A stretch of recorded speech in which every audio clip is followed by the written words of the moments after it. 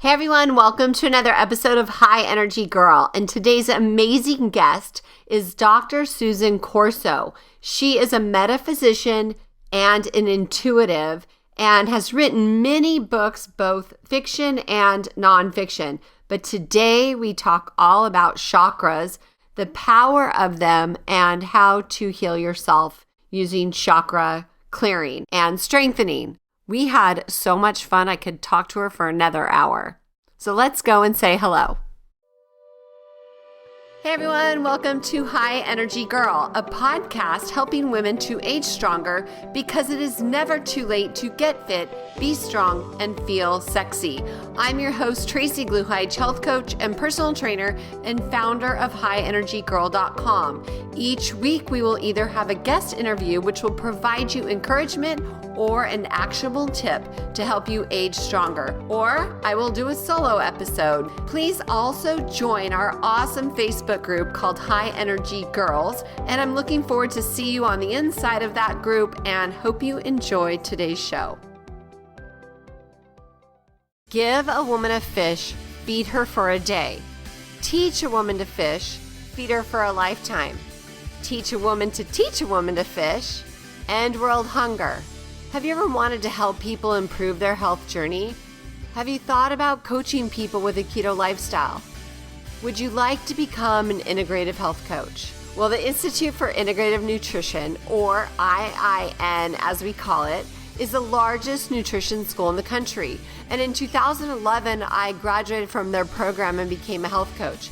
It was completely awesome. We learned over 100 different dietary theories and talk about craziness and confusion.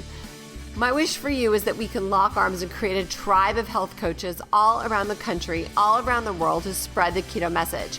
If this resonates with you and you would like to look into this option deeper, please go to my blog at highenergygirl.com and click on the link to the right of the homepage. Here you can grab the curriculum guide and see if it inspires you. Since I care so much about my listeners, I negotiated the very best tuition rate for you at IIN. Either you can contact them directly and give them my name, or I will introduce you to a counselor so you can decide if this is a good fit for you and your career goals. Let me know how I can support you in this coaching career opportunity. Hey, Dr. Susan, thanks so much for coming on the show today. I'm so pleased to be here, Tracy. Thank you for inviting me. Oh, I'm excited to learn from you. It's just such a wonderful opportunity. So for the listeners that don't know about you yet, can you just tell them a little bit about yourself? Yes, I have had a spiritual counseling practice for 40 years. I have consulted with all kinds of companies. I worked in a medical center for many years as the head of spiritual energy medicine. And what I do is I help people heal themselves through the chakra system. And the chakra system is essentially the life force viewed through a prism. I've never heard it described that way. So can you go into a little bit more detail of what you mean by that exactly? Yes. Most people think of chakras as sort of sweet tarts hanging on a ribbon against their spine. That's not what chakras are. Not at all. I see them, and it's not see with my physical eyes. It's a sense for me as three-dimensional spheres of energy that are in constant motion all the time. And they react to everything that happens to you. So it doesn't matter if the dog is moving next to you, or if someone is calling your name, or if you're in a hurry or you're not, or somebody cut you off on the highway. Every single chakra interacts with each other, which is the most important thing about it. Chakras are a chakra system. If they're not interacting with each other, you have a problem, right? So it's like this. If I played middle C for you on a piano and said, Tracy, this is music, it wouldn't take you very long to say to me, actually, no, it's a note, right? It takes another note to make music.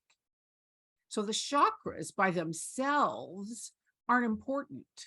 it's what they do together and how they work together to help you know you better.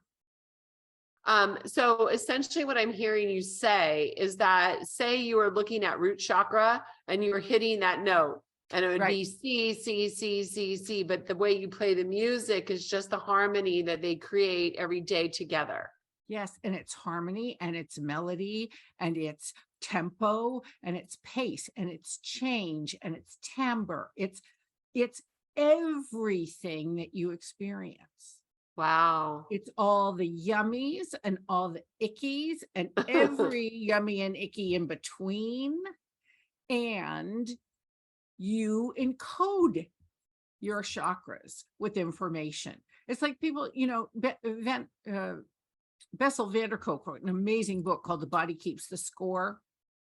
And it's about the fact that your body remembers what happened to you. Well, all of us know that. We've all walked into a room and felt that people were arguing and had our stomach sink, right? Okay, I don't want to be in this room for any length of time, right? Oh, excuse me, I have to wash my hair, I mean, you exit stage right, like the Pink Panther, right? So that is energy. Right. And your body is going to remember that you know what it feels like when you walk into a room where people have been fighting. It doesn't have to be as dramatic as that. You could walk into a room where people have been kissing and have a reaction. Ooh. Right? We love to make these about the bad things, but your body remembers the good things as well. But the point is that you have access to that information. And none of us know that. So, for example, if you decided to go to medical school, you would study 11 systems, the circulatory system, the skeletal system. You learn them in the 8th grade. But 12 is a mystical number, right? 12 months of the year, 12 tribes of Israel. 12 is a number that has spiritual significance. There's something missing. I think what's missing in that curriculum is the system that animates all the other ones. Because what makes your respiratory system want to respire? What makes your circulatory system want to circulate? Yes, I understand. There's a heart, there's a pump. There's an urge that activates the pump. That's life force. And I believe that the chakras appear as life force itself, which is a burst of white light. But when people say to me, how do I protect myself energetically, right? I know what a bubble of white light. I go, no, don't use white light. White light is a terrible idea. White light is for 9/11 and stepping off the curb into a bus. What you want is to wrap yourself in a rainbow so that people will take the color they need from energy that's outside your aura. Don't you have friends that you spend time with and you get home and you think, oh my God, I'm toast. Why does she always drain me? Right? Oh, yeah. That person's pulling personal energy from you. I can tell you how to stop that right now, right? Okay. Go to lunch with that friend, right?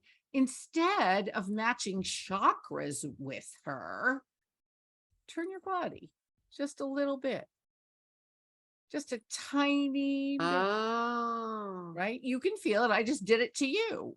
Even though we're on Zoom, you can feel it, right? Just turn your body. You're giving a speech and suddenly you have a hostile audience member who wants to prove what they know. Oh no, don't match their chakras. Just turn away from them. That's cool. Right, very simple. But that's an energetic thing none of us are taught. I think we should be taught about our chakra system. Like we teach, second graders to brush their teeth. You want to keep your teeth in your head. You want to keep your chakra system working.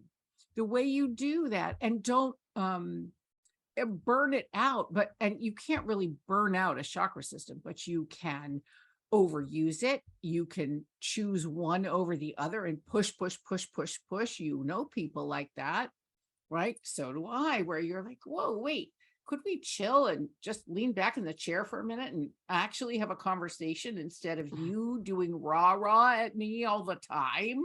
Don't rah-rah me. Let's collaborate. Let's create something energetic between us, right? That's what we're doing. That's why we're having a depth conversation, a visit, even though we're 3,000 miles apart. Is that not the coolest thing? That also is energy, right? So let me see if I can summarize what you're saying. So medical school, all the curriculum, biology, all of that teaches the 11 systems of the body. And I've been saying for a long time that they don't address the like, I'm going to call it quantum physics, just because it's like the particles and the energy inside of an atom. But that would also be synonymous to what you're saying with the chakras, right? Exactly. Okay. I think that's a really valid point, because at the end of the day, when I ask anybody, well, what is your body made of? They say water or cells or something. And then you dig deeper. Well, cells are made of molecules, atoms are mostly empty space. So does that mean that we're just empty space? No. Well, what is that space? It's energy. And that is at the very foundation of who we are. And everything else is built upon it. So why don't we start there? Because it can't be monetized, because it can't be seen, Preach. and because it doesn't have insurance codes, right? When I worked in a medical center, I worked with 20 doctors, some of whom, like, crossed the hallway so that they didn't go near my door. I mean, they really thought, some of them thought I was really from Planet Q. But all of the doctors would eventually have a client to send me, because their clients would get some better. A patient would get some better. Western medicine would take them partway into the healing, but they weren't getting better, like cured better. Well, there's a great difference, and I'm sure you know this, between curing and healing. And healing always precedes curing. Always, because healing happens on an energetic level. Let me tell you a story. A woman came to me who was an opera singer in her mid-40s, who had been seen by the top US ear, nose, and throat specialists up and down the Eastern Seaboard, from New York to Miami, just everywhere. She'd seen everybody, and no one could help her. She lost the top third of her range. And she had a whole series of contracts to sing Lucia di Lammermoor, which is one of the hardest soprano roles that there is in opera, all through Europe that summer. It's about March at this point. And she said, I'm going to have to cancel these contracts unless I can get my voice back. So I listened to her. She's telling me a story about how she lost her voice and what happened and this and this and this. And I'm tuning into my intuition, and I'm reading her chakras, and I think, So I finally said to her, I am not Catholic bashing. Were you raised as a Catholic? She said, yes. I said, How old were you when you had the abortion? And her eyes were this big. She said, I never told anybody, ever. How do you know that? I said, I don't know how I know that, except that my intention is to work for God. Okay. 14. I said, really? And were you going to church in those days? Oh, yes, I was in Catholic school. I went to church every day. But I'm not a Catholic anymore. I said, no, But the conclusions that you drew about this abortion at age 14 were Catholic conclusions. You didn't have another way to think about it. You decided you did something wrong. So I'm going to give you 2 words that I want you to say as often as you think of them every day for the next 10 days and see if your voice doesn't come back. And she was like, okay, this is really crazy, but I'm willing to do anything because she's about to lose her livelihood. I said, okay, te absolvo, which means I absolve you in Latin, which is what she would have heard at age 14 if she had confessed the abortion to her priest, but she couldn't even do it then, right? So I said, I want you to become your own priest. And while you're doing that, I have something I'd like to say to you about this abortion, this procedure you had. Whether you think abortion's a good idea or a bad idea or a sin or not, it doesn't matter. What matters is, what if actually God and that soul are very grateful to you that you allowed this being to touch into physicality for the 6 weeks that you were pregnant?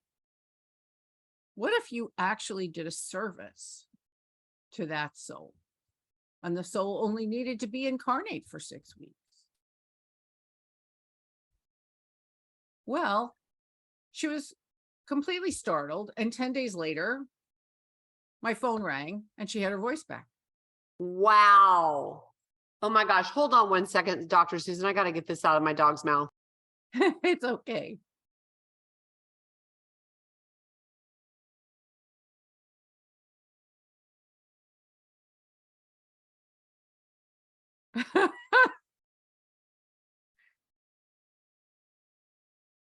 You know how when little kids and mom's away, and then all of a sudden mom comes home and it's like everybody's screaming for attention? That is exactly what is happening right here, right now.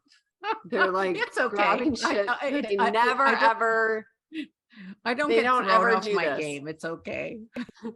So I find that super interesting. So basically, let me summarize what I'm hearing you say is that you basically put her back into the place she was at the time that this occurred, so that she can allow herself to accept the forgiveness that she would have accepted at that time. Called an originating event. Ah, interesting.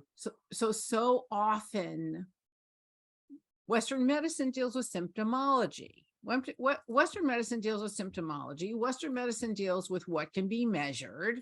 I mean, it even is called evidence-based medicine. Talk about a legal way to look at the body, right? Evidence-based medicine. Well, this is so, and this is so, and this is so. And your body remembers everything that ever happened to you in this, and depending on your belief system, every other lifetime. So wait a second. What's going on? I said this to you when we were chatting earlier, but everybody knows where their brain is, but where is your subconscious mind? None of us know, darling, and we don't know, and I'll tell you why, because it's subconscious. You can't know where your subconscious mind is. And thank God, because it's, making bone marrow right now. And you are not thinking about making bone marrow and having a conversation with me, because our conversation would suffer and your bone marrow might suffer. Not to mention growing eyelashes, breathing, working out the chemical balance, all the neurotransmitters, all your hormones, circulate blood, circulate. There's a good reason it's subconscious. We would be so tired, more tired than we are, right? So the bottom line is, well, wait, okay, I think your subconscious mind is your chakra system.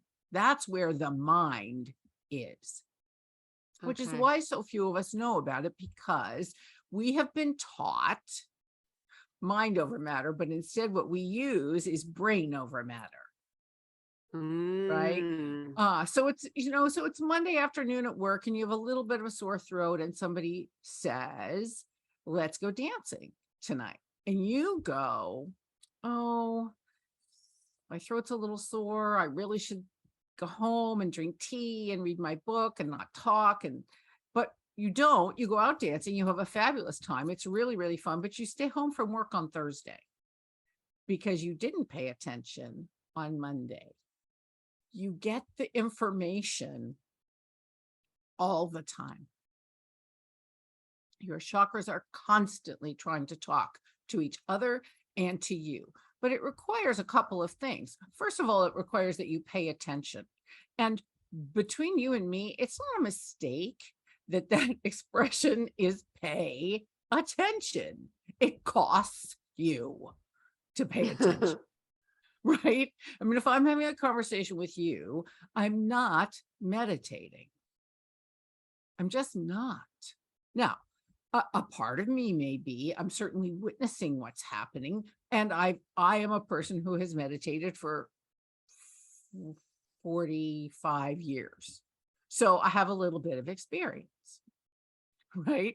But bottom line, presence is required for your chakra, for your chakras to talk to you, right? You can do chakra work sitting at a red light. It requires attending. It requires quiet. Because your chakras aren't going to shout at you unless you're about to walk in front of a bus, right? Chakras are like guidance, right? You get a feeling about what you want to do. Like, oh, I think it would be a really good idea if we spent this weekend doing this. Or this is the weekend to clear out the garage because everybody's going to be home and it'll only take us the morning if we all do it together. Let's have a party. Right. But that's a feeling thing. Your chakras can tell you anything you want to know about your life. And they don't need a mat, despite the fact that I'm a chakra teacher and have written books about this that can help you learn about your chakras. You don't need a teacher, right? What you need is you and to pay attention, right? Which is why it's not monetized. There are no insurance codes, right? Okay. On the other hand, there are all kinds of diseases now that people have that are systemic, right? Affecting the whole body, and B, not curable. We have fibromyalgia and lupus and Epstein-Barr and chronic fatigue syndrome. We have all kinds of diseases that can't be located in a body, but people don't feel right. And Western medicine will take you into curing partway, but not healing. Because healing in those situations always is about learning something about yourself that you need to make a change in your life. Mm-hmm. Right? Yep. And without having access to that internal information, and it's not that we don't have access, it's that we don't take access. Right? It's like having keys to every door in your house, but you don't go in that room. Why would you not wonder, what makes this magical thing called a body work? And the other thing about this is that one of the coolest things in the whole wide world about bodies, I mean, one of the things that makes me think the bodies are, as cool as, I don't know, Jay-Z, is as cool as Barbara Streisand. That would be my generation, right? Is that they don't lie. Bodies don't lie. And they don't lie because they can't. Right? Mm-hmm. It's like having a dog. Your dog can't lie to you. If the dog is not happy with you, you know that the dog is not happy with you. You don't even have to think about that. Right? Dogs are clear. Well, bodies are clear, but we have been taught by medicine to override the truth of our bodies, because the truth in a body is much slower than the truth in a brain. Brains operate at the speed of air. Bodies operate at the speed of earth.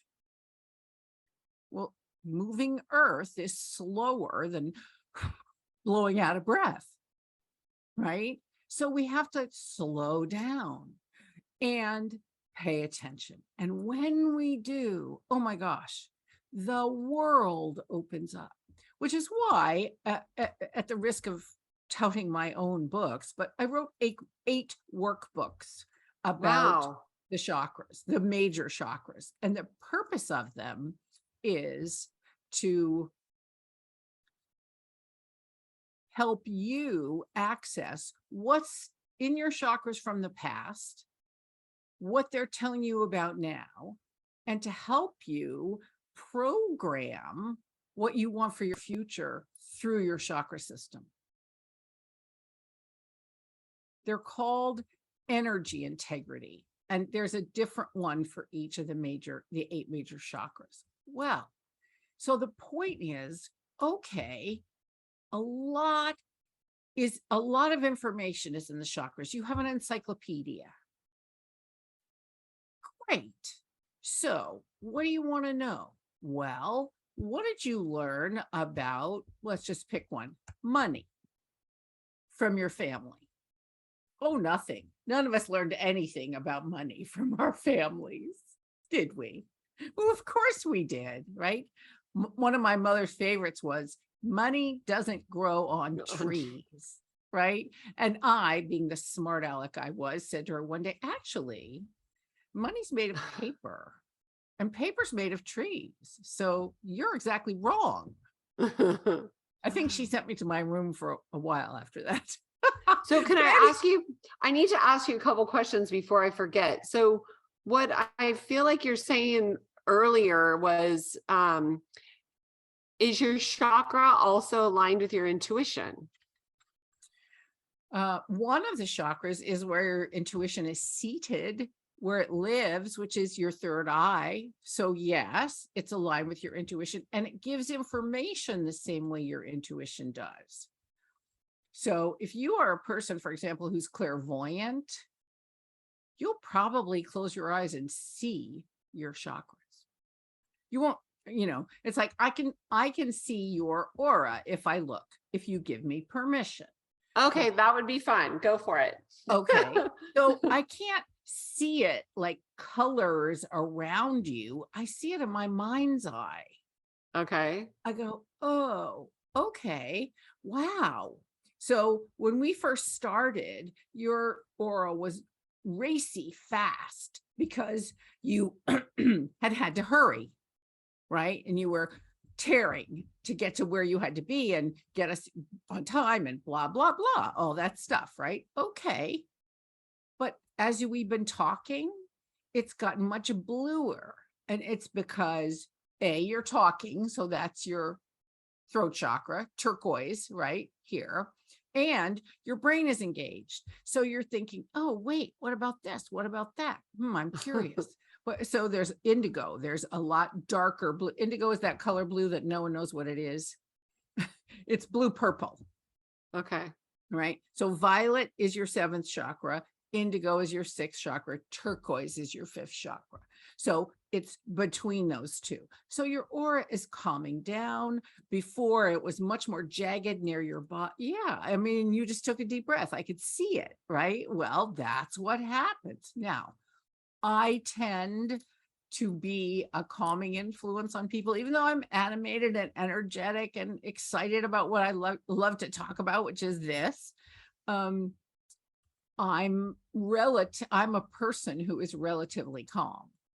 So I tend to have that effect on people, which is great. It used to be that when I worked in the medical center, people would walk into my office sometimes so exhausted from their medical journeys that they would just cry as soon as they walked in the door. And it always made me laugh, like, oh, okay, sure, you can let your hair down and tell me what's really going on. Because So since you started with that, for the listeners that are like really confused and don't understand chakras, do you want to start from like 1 and work all the way up to 7? Or do you want to just give them a foundation, like from root to crown, and kind of sure, do the highlights of each? Sure, the chakras, each of them have a realm in your life where they show up the most. So the first chakra is about your health. It's fire engine red, a little darker than fire engine red. The second chakra is in your belly. So below your waist, just below your belly button. It's pumpkin orange, good for this season as we're recording. And it's Halloween. And it's about wealth and passion. Your third chakra is egg yolk yellow. It's in your solar plexus, and it's about power. Your fourth chakra is related to your heart, your physical heart, and it's emerald green.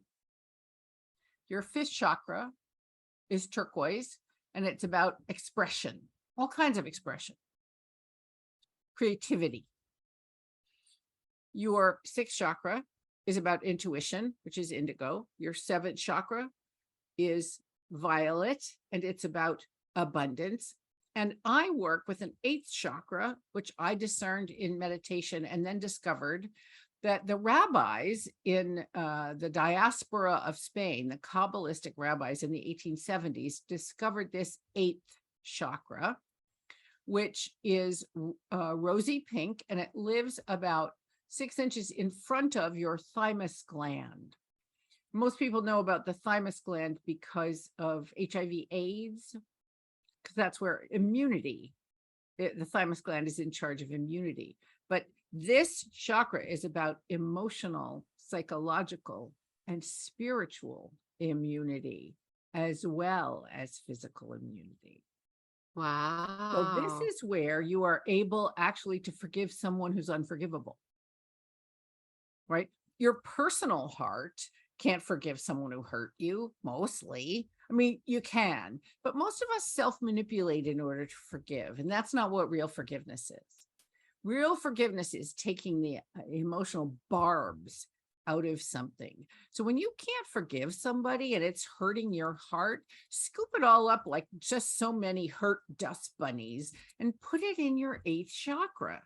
First of all, it's outside your body, so you shouldn't hurt anymore. Secondly, this is emotional immunity. I can't forgive this. You hurt my feelings too badly, particularly when you deal with people who have huge heart or physical trauma, people who have been betrayed by family members or hurt deeply by misuse of boundaries, sexual trauma, violence, that kind of stuff. Personal forgiveness? Why? I mean, okay, it's a goal, right? But I love it when people say that they're unconditionally loving, because I never met a human being who could love unconditionally, not once. And I've never met the Dalai Lama, I will admit to that. So maybe he can. But I think even the Dalai Lama has preferences, right? We have He's human, right? So right, exactly. Maybe he doesn't like cauliflower and he'll only eat broccoli. That makes him human with a stomach, not complicated. So the idea is, okay, how does everybody talk to each other? And the most important places in your chakras are the spaces between them.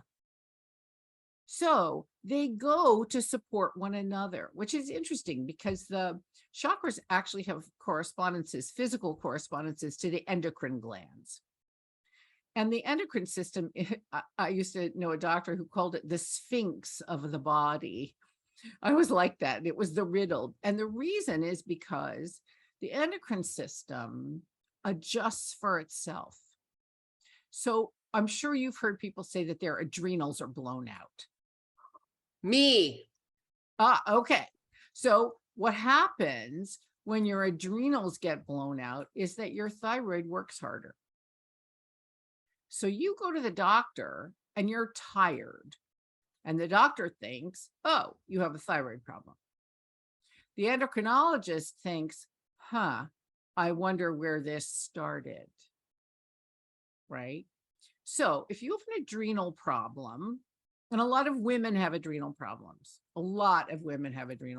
particularly moms, because we work too hard from our third chakra, which is where our power is in the world. So it would be good for you every single day that you sit in front of your computer, or that you have a cover on your phone that were egg yolk yellow, beautiful yellow. You don't have to wear yellow. You can wear yellow.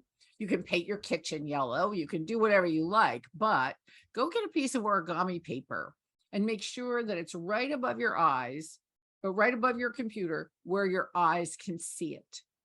Soak in that yellow and check in with your second chakra. Can that orange bring a little energy up to that? Can your heart love your power center so that your adrenals aren't firing all the time?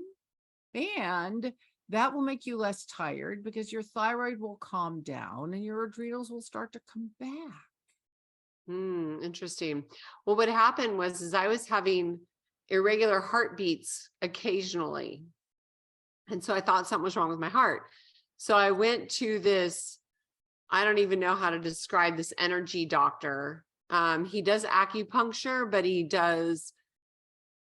can measure organs. I'm sure you do this type of stuff also. So eventually he did testing on all my different organs. And he said, your primary problem is not your heart, it's your adrenals.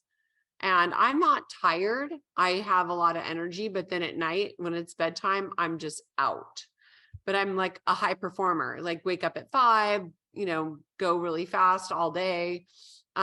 Anyway, but they've improved already. And so, but I love that idea. And you know what? I just painted my kitchen.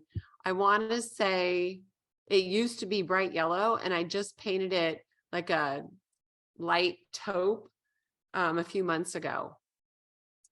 So isn't that interesting? Yes, it is. So then put some yellow accents, complements somewhere around you so that your adrenals feel supported. Okay. Right? You don't have to wear yellow, although you can. I never wear yellow because it makes me look dead. Right? You're so cute. Well, thank you. That is funny. Okay, so what common problem do you see with most women? Like you said earlier, women have a lot of problems with adrenals, but I would like to do practical application. So what do you see as a common problem with women, and what do you advise them on things to do to fix that problem? Adrenal burnout is one, and overuse of the third chakra, which is like at your diaphragm. It would be constant pushing to get through. I just have to get through this. I just have to get through that. The first thing I say to all women is listen to the things that you say all the time, right? I just can't stomach that. Really? What can't you stomach? And is your stomach upset all the time? Oh, right. I can't stand it. How are your feet? How are your legs? Like what? There are giveaway phrases, right? But the other place where I see underactive and hugely frustrated body experience in women is in their fifth chakra, throat. They don't speak the truth. Or it takes so much to get us to speak our truth that it's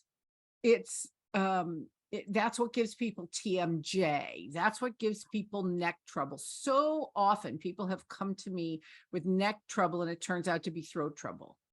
And it's not that they get sore throats or they get swollen glands. What it is women do this.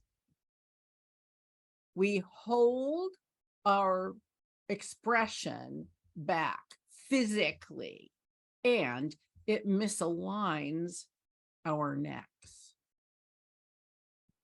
So interesting. that it's a turquoise, find turquoise, get a piece of turquoise. It doesn't matter what kind of turquoise. You need access to turquoise. Again, origami paper.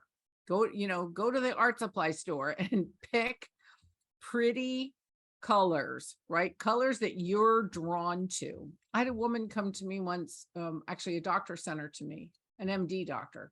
And she had an upset stomach all the time and no one could figure out what it was. And in the course of telling me about it, this woman said to me, and I wake up every single morning at 3:37 in the morning. But, whoa.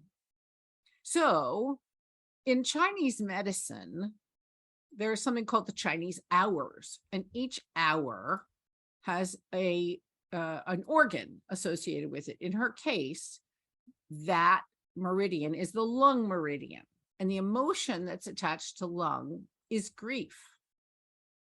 So I said to her, what are you grieving? I'm not grieving. Really? And then she burst into tears. I said, oh, well, maybe you are grieving. Well, it turned out that, here's this. Her mother had gotten dementia the preceding 3 years earlier, and slowly had been deteriorating as dementia creates. And the last time she saw her mother didn't recognize her. And it broke her heart. It totally broke her heart, right? Of course her stomach was upset. So I said to her, honey, you can't grieve what's not dead. It's not possible.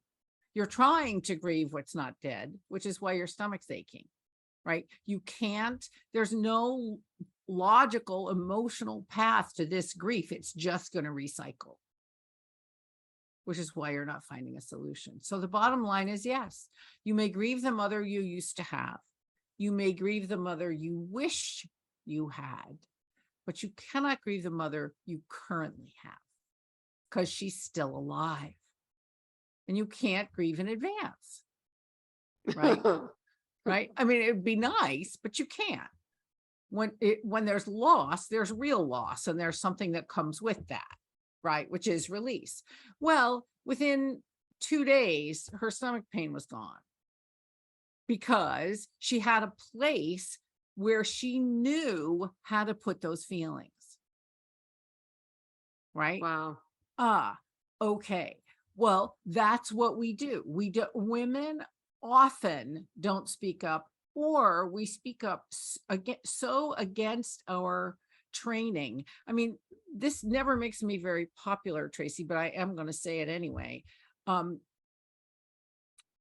We females, and I turned 65 2 weeks ago. So of an age, right? Younger women than I don't have it as bad, but we have a very bad addiction to being nice.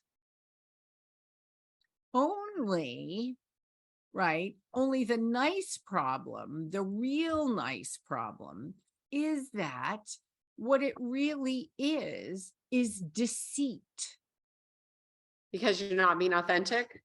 Because we're lying about who we are or what we want. Oh, it doesn't bother me, right? Oh, sure, I'll do that for you. You know, when my youngest brother was 10 years younger than me, and when he was about to go to kindergarten, my mother, the day before school, my mother got down on her knees, and she had 3 of us who were older, and she looked straight into my brother John's eyes, and she held him by the shoulders, and she said to this 5-year-old, my mommy is the mommy that brings the paper napkins. because 3 children had said, oh, sure, my mom will make 30 cupcakes, no problem. We didn't think about what that meant. My mommy is the mommy that brings paper napkins. I'll never forget that. Right? That She is never made another hilarious. cupcake. Right? She was really, really clear. And John really, really got it. Right? She was straight up and said what she meant. But we don't say what we mean, and we're not taught to say what we mean. And it's not that it's a quote unquote communication problem. It's a self-image problem. Yeah, fear of judgment, probably. So And I can relate to that. Self-judgment. So far before anybody else judges us, that we have to say what we need to say and be nice about it. Interesting. I find that in the last couple years, there's been a lot of, what is the word I'm trying to look for? But division amongst people. And so you have to be careful of what you say because you offend people so easily. Yes. So I find that to be very true. And I also find to be true. Are you familiar with the term Great Awakening? Well, from the 1880s, yes. No, from like right now. No, tell me what you mean. Oh, I'll tell you another time. I'll get blocked on YouTube if I talk about it. I've had too many strikes on my channel, but essentially there's a lot of things that are going on in the world that most people are completely unaware of right now. And I have been really paying attention, and I'm involved in this international humanitarian organization that is going to be relief to the people once essentially the shit hits the fan and we're rebuilding the world. And so I'm living this life of inspiration on one hand. I'm full of people like you. Like, I'm surrounded by the most advanced spiritual people, and I am very like in awe almost every day, learning something new from somebody. That's why when I saw your thing about chakras come by, I'm like, oh my gosh, I want to learn from her, because that's just where my pathway is down. But my husband is over here completely like in his box that he's been in his whole life. And if it's outside of the box, it's weird. And if I'm doing anything outside of his box, it's weird. So I feel like, based on what you just said, I can't speak my truth because I can't tell him about my work. I can't tell him about anything really. I just sit and listen to what he says about his day. It is so frustrating. Of course it is. My goodness, because it's not a partnership. But I love him. We've been married 32 years. I love him. And I'm not, that nothing's going to change there. It's just really hard for me because he will soon learn about everything that's going on, whether he wants to or not, and see my part in it, which is quite large. And at that point, he's going to be, I think, blown away and happy. But right now, I'm just like, I feel like I'm living a double life. Like, I can't even talk to him about everything that's going on, that I'm extremely absorbed in, and it's growing and it's going to be beautiful. But it's not in his box. So I hear what you're saying about women and the throat chakra. And I have my turquoise earrings on, which I was trying to point out when you were saying turquoise. I saw your rings though. What rings do you have on? I wear different rings depending on the colors I'm drawn to today. Oh, cool. I love it. So pink and blue? Today I have pink. I have always I wear tanzanite, which is the 6th chakra, because I use my intuition all the time and it needs to be supported. The amethyst is abundance, connection to God, and this is compassion, right? So I love how you said about the 8th chakra, because I have a living situation right now that started because of COVID, that I was trying to help somebody. And I feel like I have not been appreciated. I'm starting to get I have this quote I always say, it's a Bible verse, but for God loves a cheerful giver. And I've been having to remind myself of that daily, because I feel in my home, I'm not I hate using the word respected, but it's kind of like that.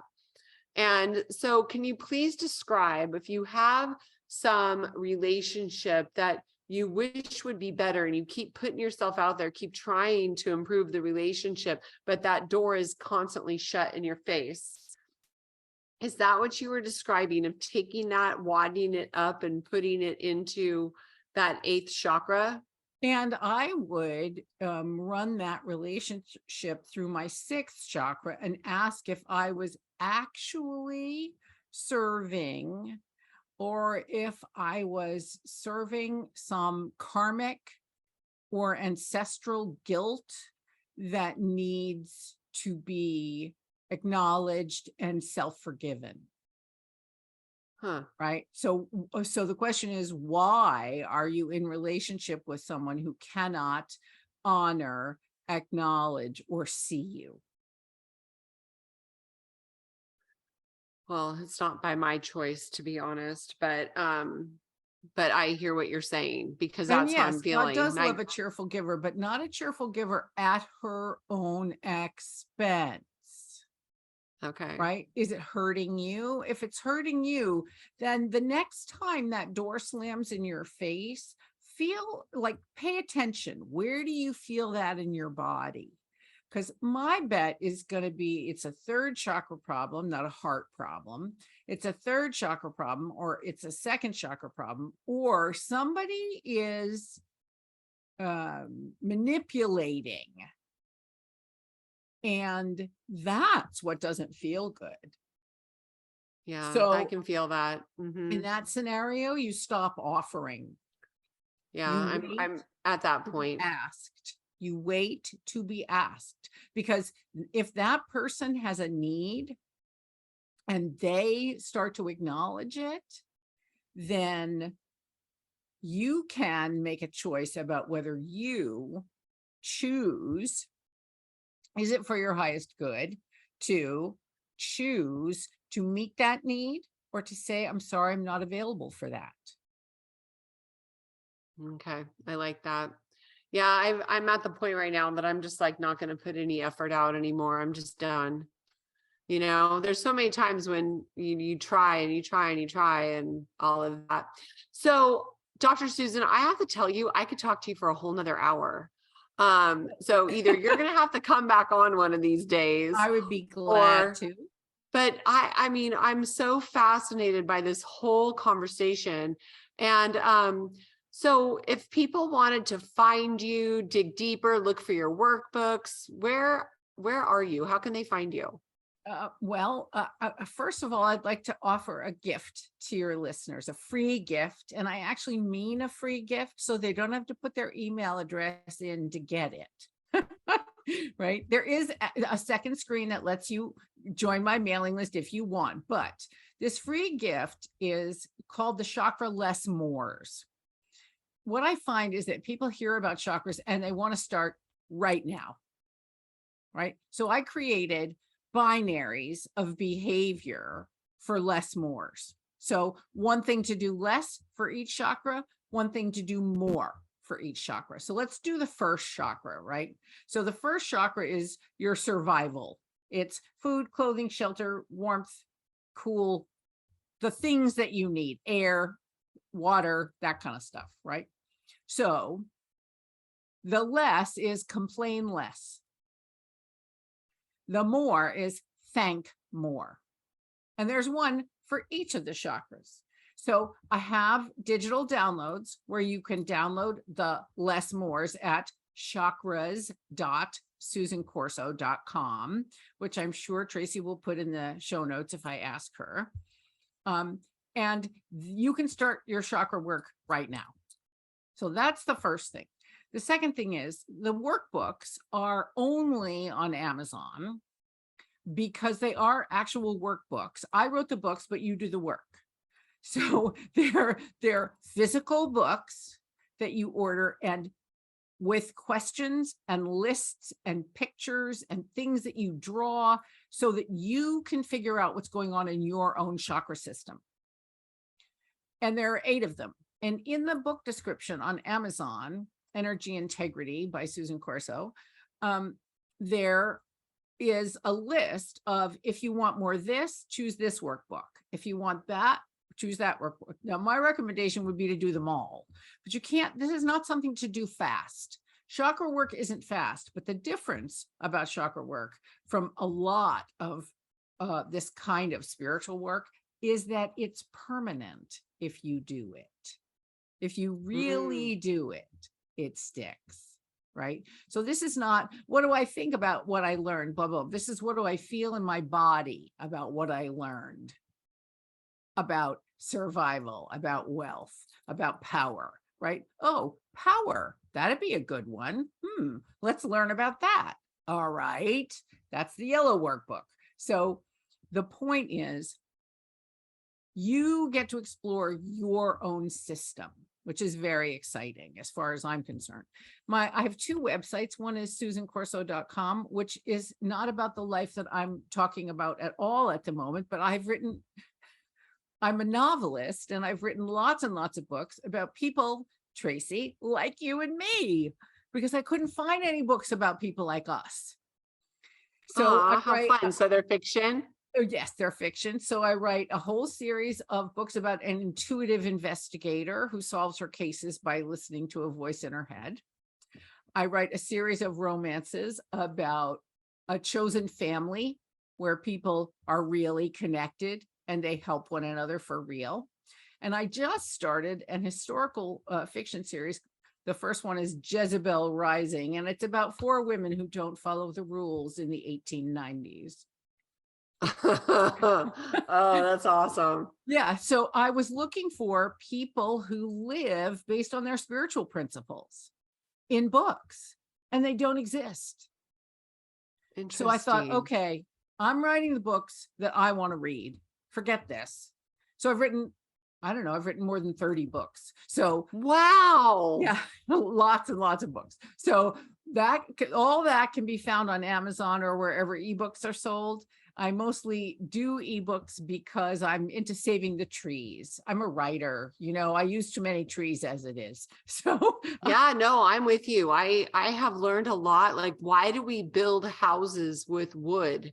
We destroy the energy from our planet, and we build our homes with dead things that don't last. Like, I could tell you so many stories, but anyway, so I'm with you on that about the trees. And part of our organization, they're really into hemp, and how that actually is an amazing thing, because the hemp, growing hemp restores soil and takes the toxins out of the soil, but building with hemp will, it lasts longer. So it's kind of a double whammy. So I went on Amazon. Which book should I start with? Which workbook? Depending on what's going on for you, because of the adrenal blowout, I would start with yellow. Okay, cool. That's what I was thinking. I wrote down on my little notes that I was taking yellow, turquoise, orange. So I'll start with yellow. Awesome. Start with yellow. And eventually it would behoove you to go through all of them. Now, the other website I have is called I_, like iMac, I_.org. And that's where all my spiritual work is. That's where all the podcasts are. That's where chakra workbook is. That's where all of that kind of stuff. So both places, susancorso.com or I_.org. The reason it's called ampersand is because I created something called ampersand living, which is inclusive living. If I don't want for you what I want for me, then I can't have it. Oh, yeah. Okay, that makes sense. Right. So I live based in a world based on and, not or. Most of the people that you're experiencing divisiveness with are suffering from a terrible case of polarization. What's happened is we've taken polarity, which is the basic structure of how life works on Earth, right? Day, night. I don't have to say anymore, polarity, right? And we've we've made it polarization. Well, it's only a matter of time before the elastic breaks, right? You keep stretching, right? Yeah. It's gonna break, or it's gonna snap you back in the nose and it's gonna hurt, right? And you don't want that. So as far as I'm concerned, I need to live my spiritual principles. I need to want as much for you as I want for me. If I want to be a millionaire, it has to be okay with me for you to be a millionaire.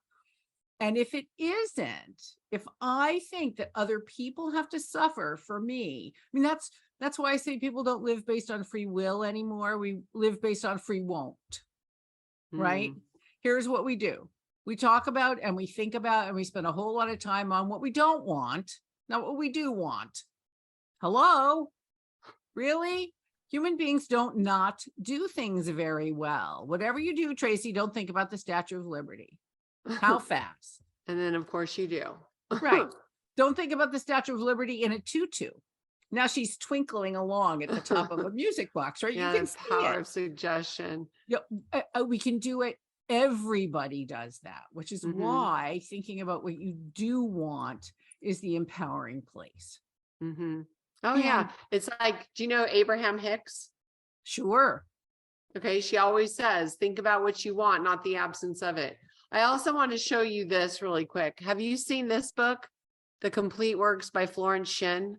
Yes. I figured you did because you were talking about the power of your words. And it reminded me so much of this book. I love Florence Shin. I actually wrote a book called God's Dictionary, which was, you remember I said there were lots of giveaway phrases, right? Like, what can't you stomach? I can't stand this, all that stuff. Yeah. Right? Yeah. I wrote a book taking words from ordinary sessions that I did with people, right? Like, I just want to be more confident.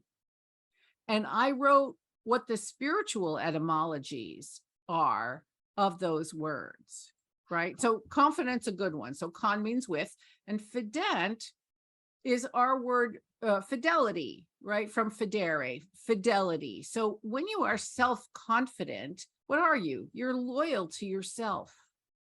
So when you don't feel self-confident, you are being disloyal to yourself.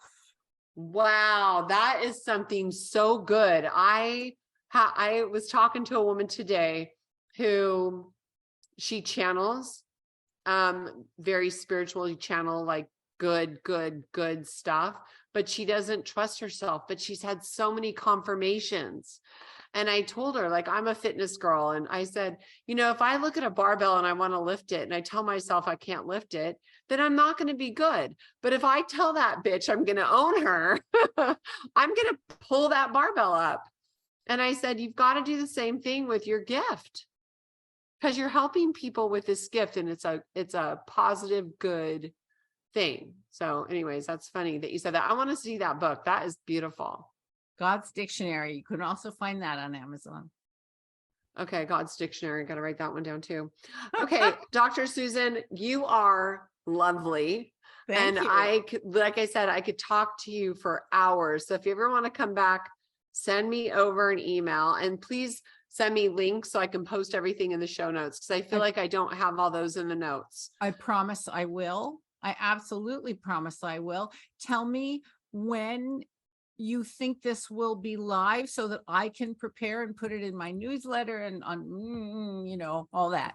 I will ask my assistant and I'll get back to you on it. Excellent. Tracy. So thank you Such so pleasure. much. I thoroughly enjoyed our conversation.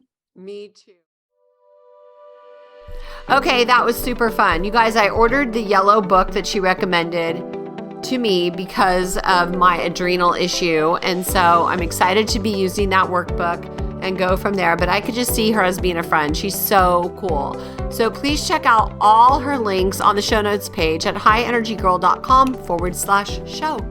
Thank you for listening, and go out and make it a great day.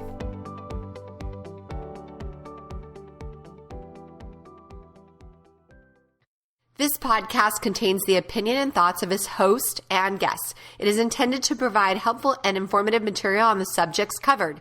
All statements made on the podcast have not been evaluated by the FDA and are not intended to diagnose, treat, cure, or prevent disease. If the listener requires professional assistance or advice, please contact your personal medical doctor.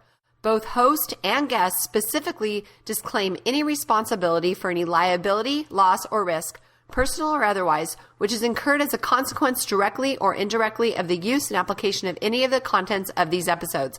Like I said, this is my opinion and I could be wrong.